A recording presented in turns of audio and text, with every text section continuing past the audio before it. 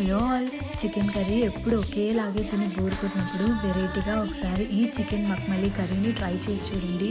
Rich creamy టేస్ట్తో rotis, rice, చపాతీ దేంట్లోకైనా సూపర్గా ఉంటుంది.